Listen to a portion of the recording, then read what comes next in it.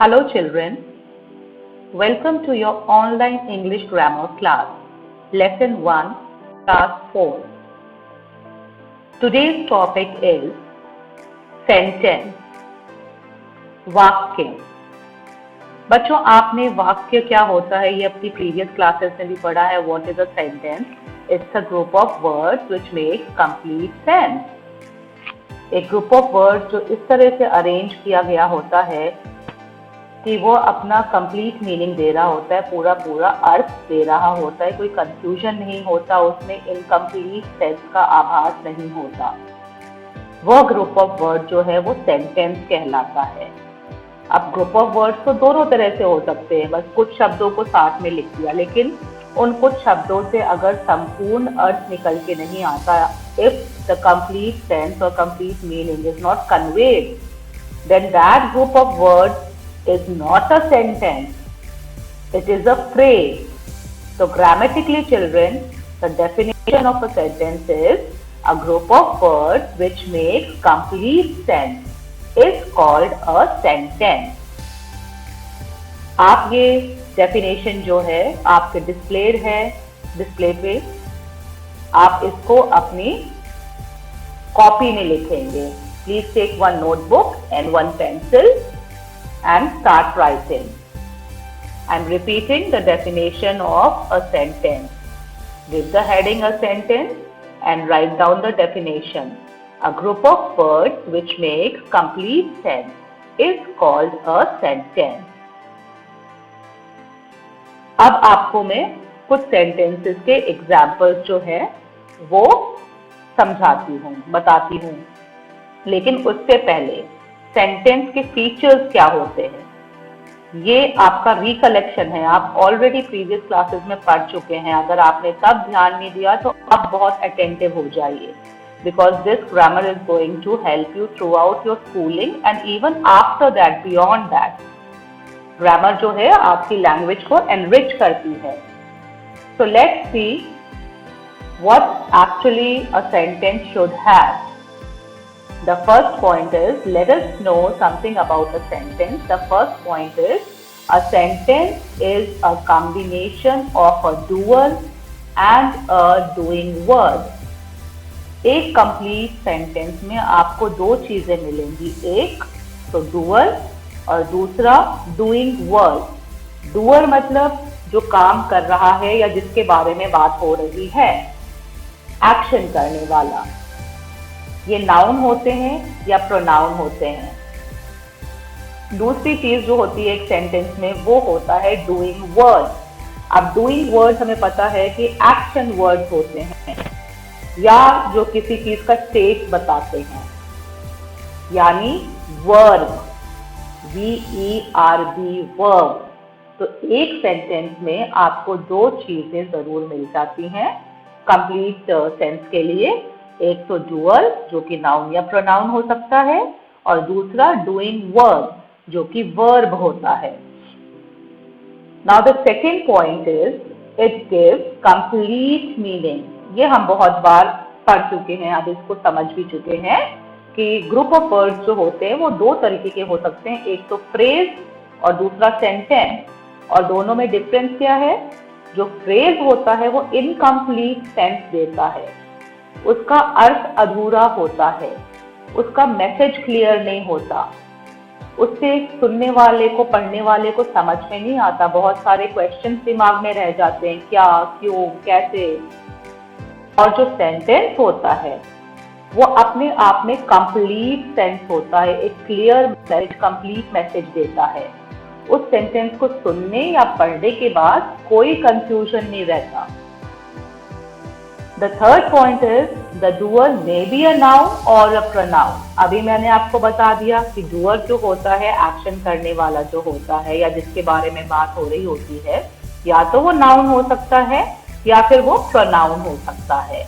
And the last point children is, the doing word is verb. Again, ये जो first वाले point का ही extension है, लास्ट टू पॉइंट। जो डूइंग वर्ड्स होते हैं, जो एक्शन वर्ड्स होते हैं या फिर जो स्टेट को डिस्क्राइब करते हैं वर्ड, वो जो होते हैं वो वर्ब कहलाते हैं। So just recollect, सेंटेंस क्या होता है बच्चों? A sentence is a group of words which make complete sense. इसके कैरेक्टरिस्टिक्स क्या है? एक सेंटेंस में क्या क्या होना चाहिए? एक सेंटेंस में एक डूअर होना चाहिए और एक डूइंग वर्ड होना चाहिए। That means a sentence must be having one noun और pronoun and the doing word. A sentence should give a complete meaning. Now let's see the examples. Now read these sentences. The bird is flying. हालांकि आपको ये bird बैठी हुई दिखा रखी है, लेकिन आप सेंटेंस पे ध्यान दो। The bird is flying. अब इसमें नाउन कौन है? बर्ड। और एक्शन वर्ब जो है, एक्शन वर्ड जो है वो क्या है? दो है इसमें। एक तो हेल्पिंग वर्ब है इज। आपको भी इज, एम, आर का यूज मैंने पहले ही आपको सिखा दिया। In case if you have not learned it in your previous class और you have not seen my previous video, तो आप लाफिंग चैनल को यूट्यूब पे सब्सक्राइब करो और उसमें use of is, am, are उसका वीडियो देखो, तो आपको बिल्कुल क्लियर हो जाएगा कि ये हेल्पिंग वर्ब कौन सा किसके साथ आएगा। Is is a helping verb and the main verb is flying. So is, flying ये दोनों मिलके जो है ये एक्शन वर्ड है। तो इस सेंटेंस में the bird नाउन में चला गया, is flying वर्ब में चला गया and it is giving a complete sense. The bird is flying. Now the second example children, the lion is roaring. क्या बोला आपने? Lion? गलत। प्रोनाउंसिएशन पे ध्यान दो और खुद भी रीड करो। The lion is roaring. Lion is noun and is roaring. वो गरज रहा है, वो गुर्रा रहा है। तो is roaring is verb. This is a complete sentence. इसमें हमें नाउन भी मिल गया और इसमें हमें वर्ब भी मिल गए। तो डू रिमेंबर, अब आपको याद रखने की क्या चीज है इसमें? सेंटेंस को खाली उसकी डेफिनेशन जान लेना बहुत कंप्लीट नहीं है अपने आप में। उसको अप्लाई करना, सेंटेंसेस को लिखना, किस तरह से लिखा जाता है, ये आपको जरूर ध्यान देना है। Whenever you are writing a sentence in the copy, then you should pay attention that the first word of the sentence begin with the capital letter. या आप शुरू से सीखते आ रहे हैं, एलिमेंट्री क्लासेस से सीखते आ रहे हैं, अपने प्रीवियस क्लासेस में भी आपको टीचर ने बार बार ठोक के बताया है कि कोई भी सेंटेंस अगर आप शुरू करते हैं तो उसका फर्स्ट वर्ड का फर्स्ट लेटर जो होता है वो हमेशा कैपिटल होता है। Secondly, there is a full stop, a question mark or a sign of exclamation at the end of a sentence. जब सेंटेंस खत्म हुआ उसके बाद द नेचर ऑफ सेंटेंस वो किस तरह से है, क्या मैसेज दे रहा है, उसके हिसाब से हम पंक्चुएशन मार्क लगाते हैं। या तो वो फुल स्टॉप होगा अगर स्टेटमेंट है, अगर वो एक क्वेश्चन है तो हम क्वेश्चन मार्क लगाएंगे, अगर उसमें एक्सप्रेशन है एक्सक्लेमेशन के तो हम एक्सक्लेमेटरी मार्क लगाएंगे। तो आपको जब भी आप सेंटेंस लिखें, not only in the grammar but whenever you are writing your answers in your copy also, make sure that you begin a sentence with a capital letter and you end your sentence with a proper punctuation mark or full stop, question mark or exclamation. Now look at the example. आपको इन तीनों के example दे रखे हैं कि हम full stop कहाँ लगा रहे हैं, क्वेश्चन मार्क कहाँ लगा रहे हैं, एक्सक्लेमेटरी मार्क कहाँ लगा रहे हैं। The first example is I am a student. A simple statement है। तो I begins with capital और I बच्चों हमेशा ही कैपिटल होता है, चाहे वो सेंटेंस के बीच में भी आ रहा हो। And at the end there is a full stop. The second example is what is your name? अब what जो है वो क्वेश्चन वर्ड है। यहाँ पे क्योंकि इससे एक प्रश्न निकल कर आ रहा है कि आपका नाम क्या है, क्योंकि ये एक क्वेश्चन पूछ रहा है इसलिए हमने फुल स्टॉप नहीं लगाया, एक क्वेश्चन मार्क लगाया, so that we get the meaning completely and correctly, grammatically correct आपका रहे answer. Third example is what a cute child. अब यहाँ पे भी क्वेश्चन वर्ड है वक्त, लेकिन क्या ये क्वेश्चन पूछने के लिए यूज हो रहा है या कोई आश्चर्य या कोई सडन फीलिंग को डिस्क्राइब कर रहा है? Let's get the sense, what a cute child. अब ये हमसे ये नहीं पूछ रहा है क्या क्यूट चाइल्ड है, ये नहीं पता हमसे पूछना चाह रहा है। ये हमें एक हमारा सडन एक्सप्रेशन दे रहा है कि ये बच्चा कितना क्यूट है। और इसलिए क्योंकि ये क्वेश्चन वर्ड होते हुए भी क्वेश्चन नहीं पूछ रहा है, ये एक्सक्लेमेशन दे रहा है, इसलिए हमने यहाँ पे एक्सक्लेमेटरी मार्क लगाया है। तो एक बार वापस से रिकैप करिए, आपका अगर कुछ मिस आउट हुआ है तो आप फिर से ध्यान दीजिए। You have to take one notebook and one pencil, make the index, leave one page and start doing your work. Give the heading lesson 1 and the topic is sentence. The definition of the sentence should come which is displayed on your monitor. आप सबसे ऊपर देखिए, blue में दे रखा है आपको, as it is आपको define करना है। A group of words which make complete sense is called a sentence. Now what a sentence should have? It should have complete sense, it should have a doer, that could be noun or pronoun, and it should have doing words, which means verb. The various examples are given. Another thing that you should always remember is to begin a sentence with a capital letter. The first letter should be capital. And when you end the sentence, put appropriate punctuation mark, either full stop, question mark or exclamatory mark. So I hope आपको ये concept बिल्कुल clear हो गया है, बहुत समझ में आया है। अब हम इसकी कुछ interesting exercise करते हैं। So children, this is your exercise sheet. Now this you have to write in your notebook. Arrange these words in order to make the sentences. ये आपकी एक्सरसाइज जो है वो जम्बल्ड वर्ड पे है। आपको शब्द दे रखे हैं जिनका कोई ऑर्डर नहीं है, इनका कोई सेंस नहीं निकल रहा है। अगर हम ऐसे देखते हैं, जैसे फर्स्ट वाला, पोस्टमैन मोहन वॉज सेंसलेस, कुछ समझ ही नहीं आया क्या कह रहा है। लेकिन ये 4 वर्ड्स जो हैं, अगर हम इसको सही ऑर्डर में अरेंज करते हैं तो ये एक सेंटेंस बन जाएगा।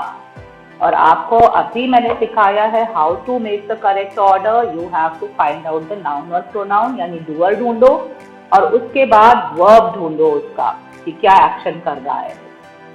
Accordingly you will arrange. Now let's see the first example. I am sure you will be able to do all of them by yourself. So let me give you some time. चलिए मैं आपको समय देती हूँ, आप first वाला try करिए। Postman Mohan was.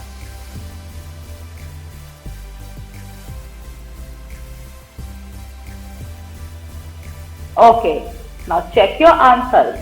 Are you able to come to the correct conclusion? The answer begins with the noun, and who is the noun out here? It's Mohan. Noun बच्चों naming words होते हैं. It could be naming any person, place or thing or feeling. Postman Mohan was. See here, the answer is Mohan was a postman. Very good. Many of you, I'm sure, have got it correct. जिन्होंने सही नहीं करा है, be more attentive, try harder. You will also learn. आपको भी समझ में आ जाएगा ये कैसे करना है. Come to the second one, children. Is playing cricket he? Good. पढ़ते पढ़ते ही आपको आप में से कईयों ने इसको सॉल्व कर दिया. Right, the doer is a pronoun, he. अगर हम noun की जगह कोई और word यूज करते हैं तो वो pronoun बन जाता है.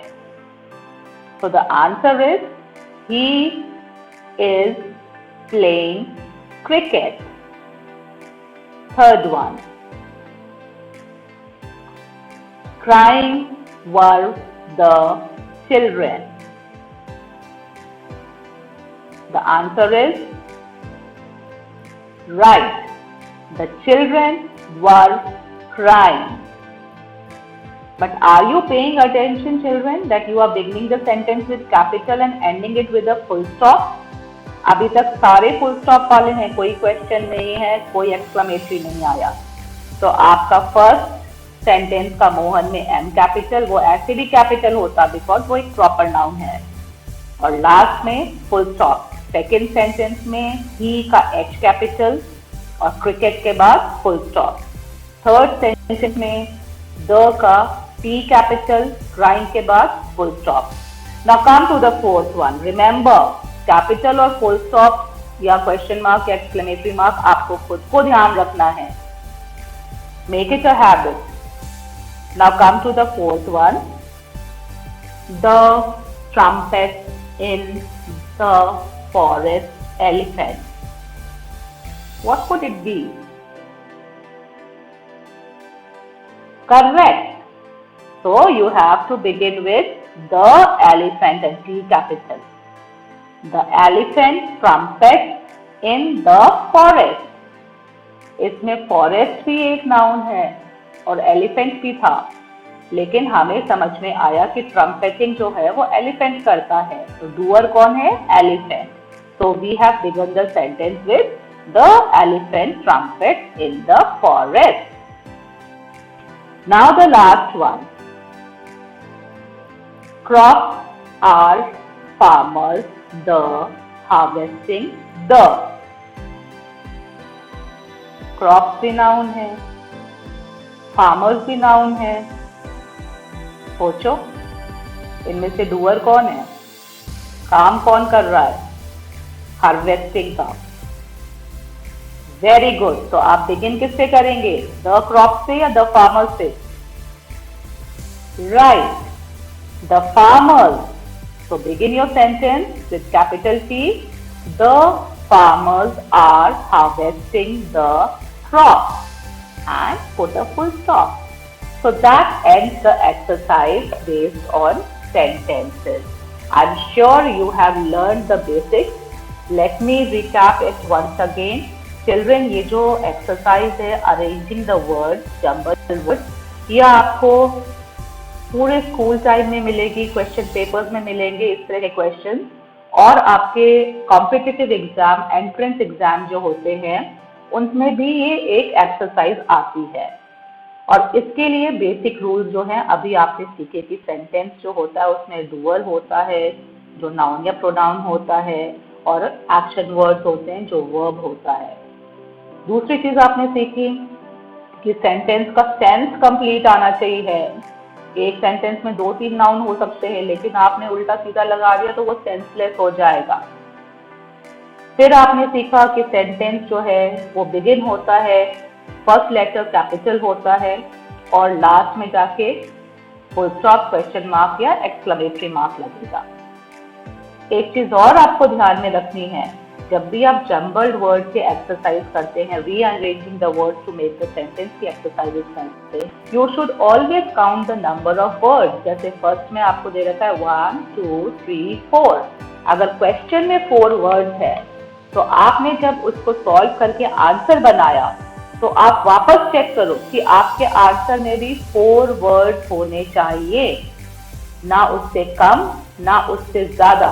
अगर उससे कम और ज्यादा आ रहे हैं इसका मतलब आपने करेक्ट सेंटेंस नहीं बनाया है, आपने अपनी तरफ से कुछ हटा दिया या आपने अपनी तरफ से कुछ लगा दिया. So be very careful children. I hope you understood everything in this. Now it is time for vocabulary. So turn the page and give the next heading. So children, now we are ready for the second part, the second session, that is lesson 1 of class 4, Be Wordy. Be Wordy exercises जो भी हैं आपकी, वो आपकी vocabulary based हैं. वो आपको words में एनरिच करती हैं. शब्द कैसे होते हैं, उनके अपोजिट कैसे होते हैं, उनके सिनोनिम्स कैसे होते हैं, उनसे दूसरे शब्द कैसे बनते हैं, सफिक्स कैसे लगते हैं, प्रीफिक्स कैसे लगते हैं, प्लूरल क्या होते हैं उनके, so that your language becomes enriched. जितना अच्छा शब्दों का ज्ञान होगा आपके पास, उतनी ही अच्छी आपकी लैंग्वेज होगी, और जितना अच्छी आपकी लैंग्वेज होगी उतने ही अच्छे आपको मार्क्स मिलेंगे. आपको सुनना भी लोग पसंद करेंगे, आपका लिखा हुआ पढ़ना भी लोग पसंद करेंगे. So it's very important to learn new words and to know how they are used. So let's do the first exercise. The first exercise is A part. You have to do all these exercises in your copy children. So आप अपनी notebook में बहुत neat and clean work करेंगे. The first exercise A. Write the opposite of the given word. आपको विलोम शब्द लिखने हैं इनके. Opposite को हम एंटोनिम भी कहते हैं. The first one is, I'm sure आपको इन 10 में से 5-6 तो आते ही होंगे क्योंकि आपने अपनी प्रीवियस क्लासेस में भी किया हुआ है और इतना तो हमें शब्दों का ज्ञान है. So let's see. First one is small. Right. The opposite of small is big or large. तो हम इसको big लिख लेते हैं. Second is under. नीचे. ये पोजीशन है प्रीपोजिशन के लिए और इसका अपोजिट आएगा ओवर, ऊपर. Third is happy. Very good, ये तो आपको आता है. इसका unhappy. Fourth is top most, सबसे ऊपर वाला. तो इसके लिए कौन सा वर्ड आएगा जो हमें मतलब दे सबसे नीचे वाला? That is bottommost. Spelling ध्यान से लिखिए. BOTTOMMOST.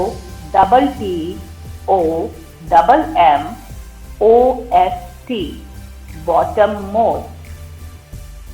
Now the next one is eldest. उम्र में सबसे बड़ा. उसका opposite youngest. Now the sixth one is friend. Very good.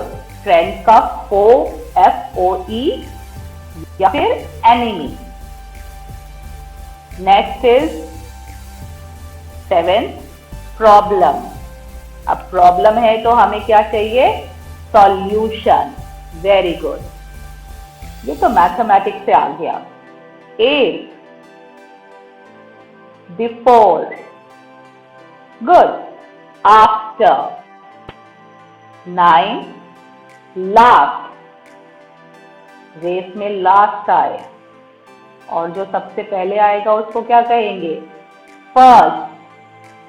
तो लास्ट का opposite first. Teacher.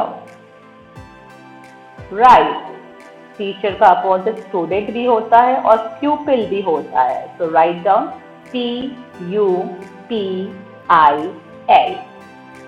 Now I'm repeating the answers. अगर आपने मिस आउट किए हैं तो आप अभी लिख लो और अगर आप लिख चुके हैं तो आप चेक करो. First small, opposite big. Second under, over. Third happy, unhappy. Fourth top most, bottom most. Fifth eldest, youngest. Sixth friend, 4. 7 problem, solution. 8 before, after. 9 last, first. और 10 teacher, pupil. Now let's come to the next exercise. ये तो opposite यानी antonyms की exercise थी. हमने नए word सीखे. अब सेकेंड एक्सरसाइज, ये भी हमें वर्ड्स में डिफरेंस बताता है सिंगुलर और प्लूरल्स की तरह से. Right the Plurals of the following. अब आपको जो वर्ड्स दे रखे हैं वो जाहिर है सिंगुलर में दे रखे हैं और आपको बोला गया है कि आप उनके प्लूरल फॉर्म्स लिखें. तो ये जो वर्ड्स हैं, ये जो नाउन्स हैं, they are in singular. Single, one के लिए हम क्या यूज करते हैं और अब एक से ज्यादा होंगे तो प्लूरल में हम उस वर्ड को क्या बनाएंगे, वो कैसे क्या यूज होगा, उसकी स्पेलिंग क्या हो जाएगी. The first one is village. Very good. Village में एस लग जाएगा और प्लूरल में वो विलेजेस हो जाएगा. Second is son. Right. Son में भी एस लग जाएगा और वो सन्स हो जाएगा. Third day. True. Similarly day में भी एस ले लेगा लास्ट में सफिक्स में और डेज बन जाएगा। Message, messages, it will also add s at the last and it will become messages. Now let's move to the next question. So let us continue with the exercise of singular plural children. 4 we have already done. The fifth one is city.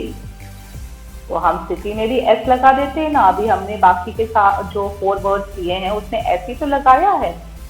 Correct, city में S नहीं लगेगा because जो word जो noun Y से and होते हैं वहां पे वाई को रिप्लेस करके आई ई एस लगाया जाता है।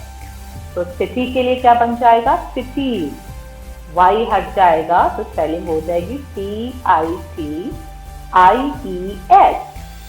6 वाइफ, WIFE, वाइफ। वाइफ कर देते हैं ना, प्लूरल में तो एस लग जाता है, सिंपल है। जी नहीं, it's not all that simple, children. There are different nouns and pronouns, those who take different kind of suffix to make plural. अब जैसे आपको दे रखा है wife, यहाँ पे ई हटा के IES भी नहीं होगा, ना सिर्फ एस लगेगा। जो वर्ड FE में एंड करते हैं वहां पे F हट जाता है और उसकी जगह V आ जाता है, तो ये हो जाएगा वाइफ, WIVES, वाइफ। नाइफ होता तो नाइफ, VES, FE की जगह VES। Now the seventh one is bush. Very good, H के बाद ES आता है, तो Bush, bushes, BUSHES, bushes। Glass, glasses, ये भी ES लेगा, glass, glasses. 9th is woman. अब वुमन में वुमन्स नहीं होता है, बहुत जगह आप गलती करते हैं, ये डिफरेंटली ट्रीट होता है। इसका प्लूरल कैसे बनता है? विमेन। नहीं, स्पेलिंग VI नहीं है ना WI है, स्पेलिंग है WOMEN, लेकिन इसको प्रोनाउंस करते हैं विमेन, वुमेन नहीं करते, विमेन। तो वुमेन का बना women and spelling is WOMEN। The last one is puzzle. Easy, ये शुरू वालों की तरह है, इसमें एस लग जाएगा डायरेक्टली और ये बन जाएगा पजल। तो अभी आपने सीखा किस तरह से जो सफिक्सेस हैं वो लग के प्लूरल फॉर्म्स देते हैं और उसमें कैसे वो डिफरेंट हैं। वाई आएगा तो वाई हट के IES लग जाएगा, FE आ रहा है अगर लास्ट में तो SE हटकर उसको रिप्लेस करेंगे PES से। वुमन तो बिल्कुल ही अलग है विमेन, और most of them take up S। So this was your exercise based on singular plural. आपको ये एक्सरसाइज ना सिर्फ लिखनी है अच्छी हैंड राइटिंग में, बट इसको लर्न बाय हार्ट भी करना है। So you have to learn it also. Now come to the last exercise for today's class. It is C part. Use the following words in your own sentences. आज हमने sentences के बारे में पढ़ा है और अब आपको सेंटेंस बनाने हैं अपने आप। यूजुअली आप क्या करते हो, सेंटेंसेस जो दे रखे होते हैं उसको तो लर्न करना इजी है और उसको लिखना इजी है, लेकिन जब बारी आती है आपको एक वर्ड दे दिया है और सेंटेंस बनाओ तो हवाइयाँ उड़ने लगती हैं, फिर आप डरने लगते हो। But children, you should not be afraid. You should try. You should learn and apply the knowledge. आपको सेंटेंस बनाना आप ही आपको सिखाया गया है, तो आपको उसके हिसाब से वर्ड्स को यूज करके सेंटेंसेस में यूज करना आना चाहिए। You should be able to use the given words in a sentence. तो लेट्स डू इट। और इसके लिए ये जरूरी है कि आपको वर्ड्स के मीनिंग आते हैं, और हर वर्ड का मीनिंग तो हमें आ नहीं सकता ना, हम एवरीडे एक लर्निंग प्रोसेस में रहते हैं, हम सीख रहे होते हैं। तो आप जब पढ़ते हैं तो अटेंटिव रहो, उसका मतलब समझो, कुछ नए वर्ड्स रोज याद करो उनके मीनिंग्स के साथ कि अरे ये तो नया वर्ड है, इसका मतलब क्या है, और उसको अपने दिमाग के बैंक में रखो। और उसको अपनी कॉपी में जब आप लिखेंगे new words correctly if you use, I am sure you are going to score very high marks. So let's begin. Let's understand the given word first. The first one is deathbed. Deathbed मतलब होता है मरणासन, जो व्यक्ति बहुत ही जल्द जिसकी मृत्यु होने वाली है। सेकेंड इज कंटेन, किसी चीज में होना। थर्ड इज कन्वे, किसी तक पहुंचाना, कोई मैसेज हो या कोई सामान हो। फाइनली मतलब आखिरकार। स्ट्रॉ, जो घास होती है उसकी पतली सी एक लेयर जो होती है, दैट इज कॉल्ड स्ट्रॉ। सी, शुल्क। For the word children, the exact meaning you can Google it up or you can make use of the dictionary. मैंने आपको समझने के लिए ये एक उनका मीनिंग बता दिया है, आपको इनका सेंटेंस बनाना है। So I am giving you the sentences. Write down. Deathbed. The sentence is he confessed, CONFESSED.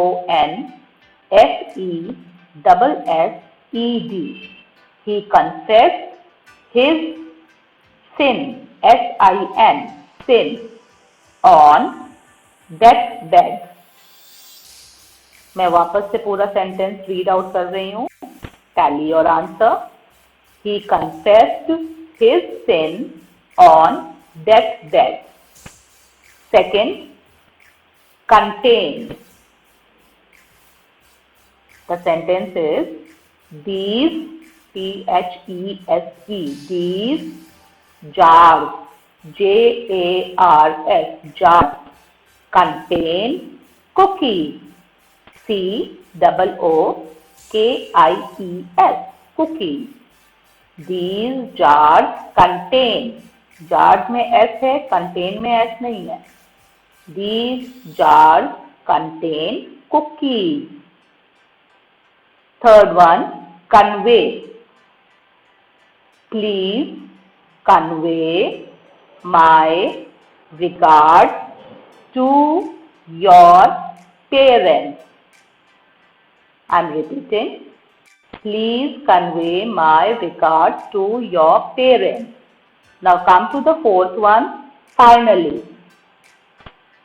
After failing twice, after failing twice, TWICE, I finally cleared, CLEARED, cleared my exam. नहीं, आप कभी fail नहीं हुए, हमने तो यूं ही sentence बना दिया। I am repeating, after failing twice, I finally cleared my exam. Now the fifth one, children, straw.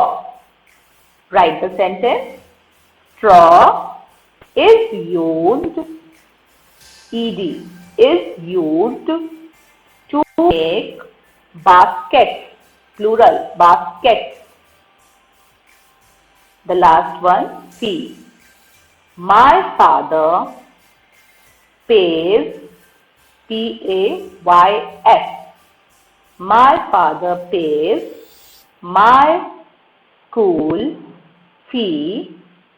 School fee के बीच में एक छोटा सा dash, compound word. My school fee on time.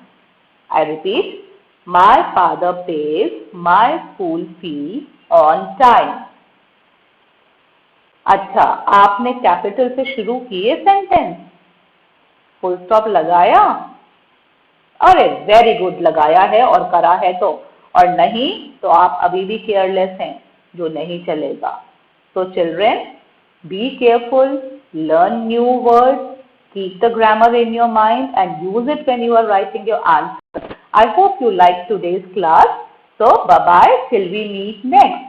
Do the exercise, learn the exercises.